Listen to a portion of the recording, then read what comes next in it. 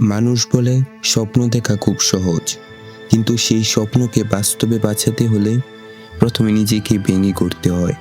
আমিও ভেঙেছি নিজেকে, অসংখ্য রাতের ঘুম বিসর্জন দিয়েছি, ক্লান্তির সঙ্গে লড়াই করে কাটিয়েছি প্রতিটি দিন।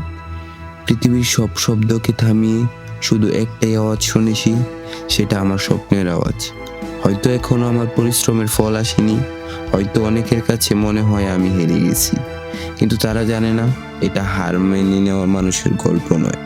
আমি থামবো না, আমি মাথা নতও করবো না। আমার স্বপ্নকে রক্ষা করার জন্য আমার আর কারো প্রয়োজন নেই। সামনে আসা প্রতিটি বাধা আমাকে আরো শক্তিশালী করে তুলবে। আর হ্যাঁ, একদিন আমি শুধু সফল হব না, সবার চেয়ে সেরা হয়ে দেখিয়ে দেব।